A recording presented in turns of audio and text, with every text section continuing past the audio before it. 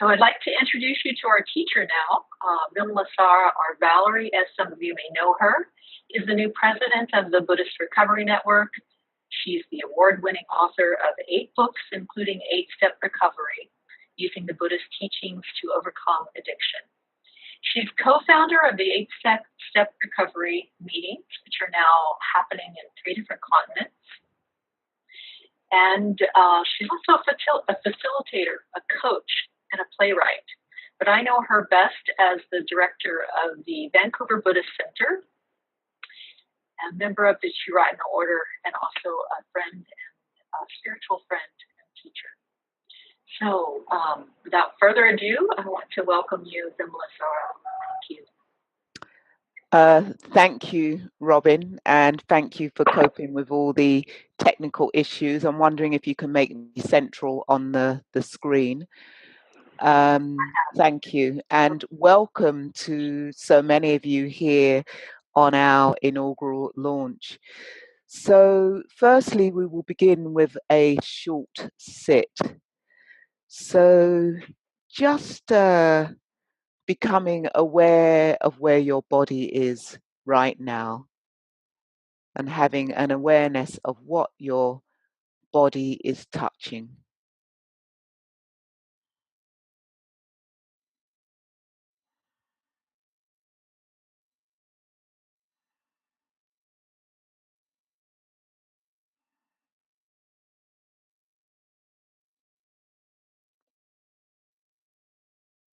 Having an awareness of your body touching clothing.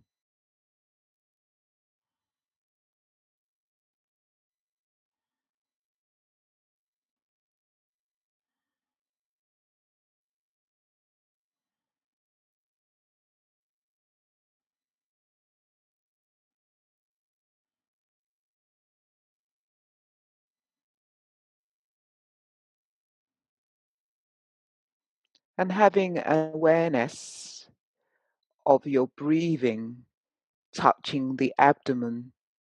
As you breathe, the abdomen rises and falls. And having an awareness perhaps of the breathing touching the small of your back.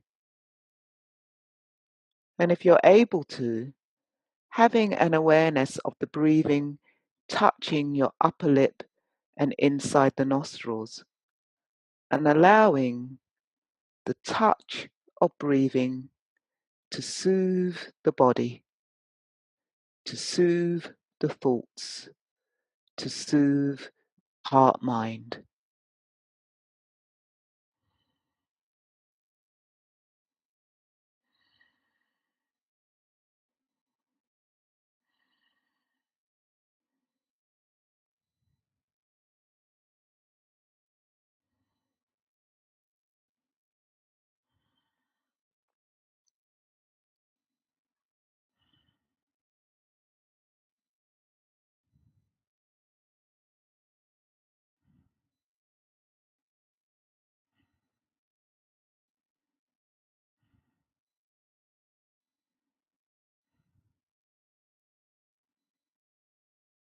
And taking a deep breath in and expanding the breathing throughout the whole body.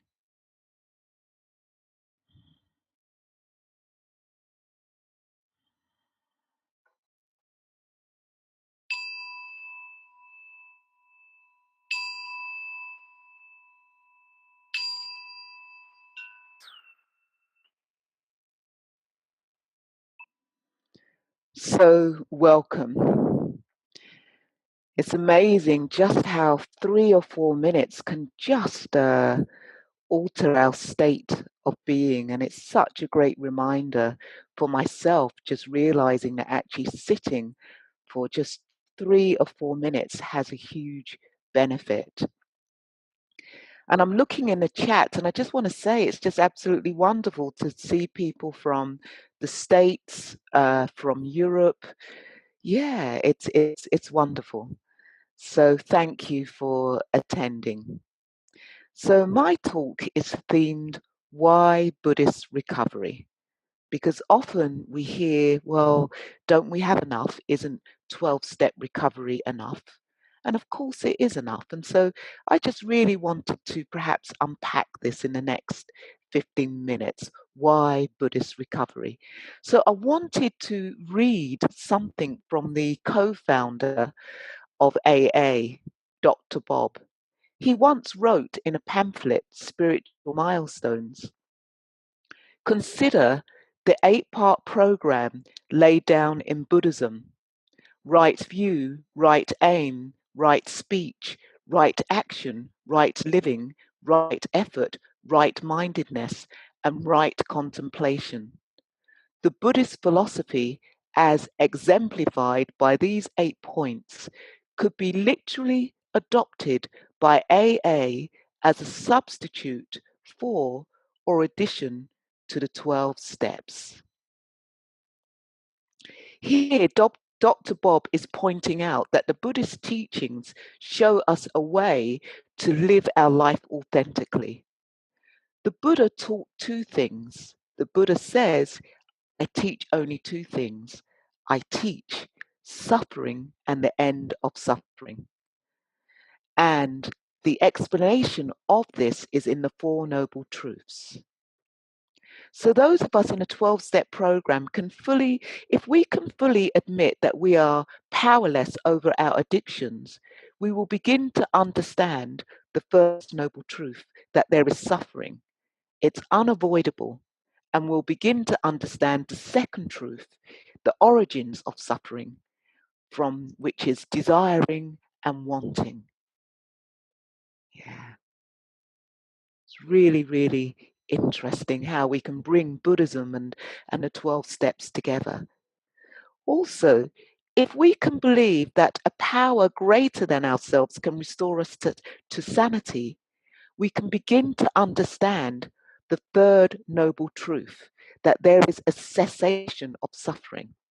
And the fourth noble truth, that there is a path that can lead us away from suffering. And this is what Dr. Bob was referring to, the Noble Eightfold Path. And I want to say that this path isn't linear. It's not like a video game that you get through right view, and once you've managed to get through right view, then you go on to the next level. You go on to the next level of right thought, and then if you get through right thought, you go on to the next level of right speech. No, the path is cyclical, and you can also delve into this Noble Eightfold Path, Noble Eightfold Path simultaneously. And some of you may have heard of the threefold path, which puts the 8 limbs into 3 categories. So I just wanted to explore this. So firstly, in the threefold path, we have ethics, which focuses on ethical conduct. And if we are to be ethical, we have to have universal love and compassion. Without universal love and compassion, it's very difficult to cultivate ethics. And we do this by firstly doing a moral inventory in our right speech. We become aware of how our speech can be harsh, it can be frivolous, it can be slanderous, and we work at cultivating truthful speech, kindly speech, harmonious speech, helpful speech. So we have to be aware of our speech when we do our moral inventory. Also, in the Eightfold Path, we explore right action. And this is the principle of not taking life, of not harming life, of sexual misconduct, of not taking intoxicants. And we work at cultivating deeds of loving kindness, of stillness, simplicity, and contentment, and cultivating mindfulness clear and radiant. So for some of you, this may be familiar because what we're talking about here really are the 5 training principles to help train the mind. So It's not something God-given where we say that if you don't keep to these training principles, you will be punished. What we say is you start from where you're at, and you start by looking at your speech, by looking at your actions, and you begin to work by cultivating positive elements in your life. In ethics also, we look at right livelihood. The Buddha taught that there were certain livelihoods that we should not be involved with. The livelihood of weapons, of selling weapons, the livelihood of selling poisons or intoxicants, or the livelihood of killing animals, of being a butcher. And also you can extend that to perhaps that we shouldn't really be involved by them by buying the weapons, or by buying intoxicants, or by buying meat. Because what the Buddha is saying here, that really we should not be involved with livelihoods that harm other beings. So when we do our moral inventory, we have to look at our speech, our actions, and our livelihood. And it's often said that if we dwell in negative mental states, if we find ourselves often having resentments or harboring ill will, or having irritation, it's said that pay attention to your ethical life. Look at what's happening in your livelihood, or in your speech, or in your actions. And if you do that, then you may be able to bring about some balance in your life. So, the second aspect of the threefold path is mental discipline. And this is where we look at meditation. So, in the eightfold path, we have right effort. Some of you may have heard of the 4 assertions or the 4 efforts. And so this is where we avoid unwholesome thoughts, where we avoid thinking of our addictions, of thinking of picking up our addictions, or thinking of negative things. So we avoid unwholesome thoughts. We also abandoned unwholesome thoughts. So if we begin to think of negative stuffs or things that will harm us, we abandon them as soon as possible. And we do this by cultivating wholesome thoughts, and also by maintaining wholesome thoughts. And in a way, this is about going for refuge. This is where we, as best we can, place positive values at the center of our thoughts. So as Buddhists, we would place the Buddha, not the human being, but what the Buddha achieved. He achieved liberation from his mind, liberation from his body. We would place the Dharma, the teachings that point to the truth, and the spiritual community. So this is how we practice those 4 assertions. Also, if we are to cultivate more mental discipline, we look at right mindfulness. And often when we think of right mindfulness, we think of it's meditating like this, being on a cushion. That's how we achieve right mindfulness. But the Buddha taught there were 4 ways to meditate: standing, walking, lying, and sitting. So what the Buddha was actually saying is that actually meditation is everything that we do. Meditation is taking a crap in the morning. Meditation is eating your food. Meditation is walking out of your house. Everything that we do. Of course, if we want to be serious practitioners, then we would begin to cultivate a daily sitting practice, because what we do on the cushions, it helps us take that back out into the world. And it's said that the practice the Buddha was doing when he became liberated, he wasn't reading a book and he wasn't listening to a teacher giving a sermon. The Buddha was actually practicing the practice called the Anapanasati. And this practice has 16 stages, 4 tetrads. And this is the practice of paying attention to the body, paying attention to Vedana, feeling, paying attention to chitta, thoughts, paying attention to Dharma, ideas.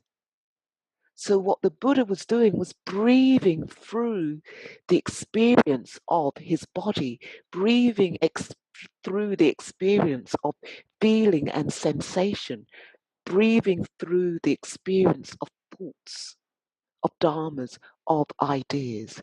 This is right mindfulness.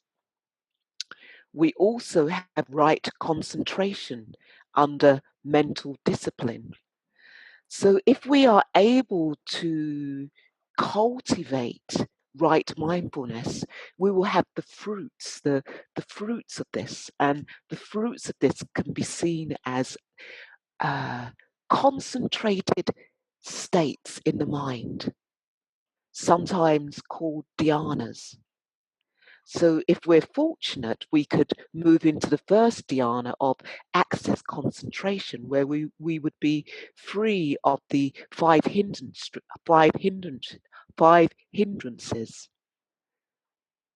the hindrances that obstruct ill will, sense desire, restlessness and anxiety, sloth and torpor and doubt. And sometimes, if we are fortunate, we can move into the second dhyana, one-pointedness, where feelings of joy and happiness can arise. And in the third stage, the third dhyana, joy disappears and the mind becomes very settled and there's equanimity. And in the fourth stage, all sensations, even happiness and unhappiness, disappear. There is pure equanimity. The mind is completely trained and disciplined. And then in the third part of the threefold path, we can move into wisdom, right thought. And this is where we begin to renounce, we detach of any thoughts of love, of non-violence, of ill will. And it says that the mind will become completely settled and there would be no, there would just be no aspect of ill will or desire, just complete equanimity. And with right understanding, we would have total understanding of the Four Noble Truths that I've spoken about, the total understanding. And we would understand that if we could live these Four Noble Truths, it would be the highest wisdom. It would be deep understanding, total understanding. We wouldn't waver from the path. And in fact, we would move beyond our addictions. We would move beyond our recovery and we would become a Buddha. It is possible to move beyond all our labels. The Buddha, when he became enlightened, went beyond every single label, which is why he became a Buddha. And we can all become Buddhas.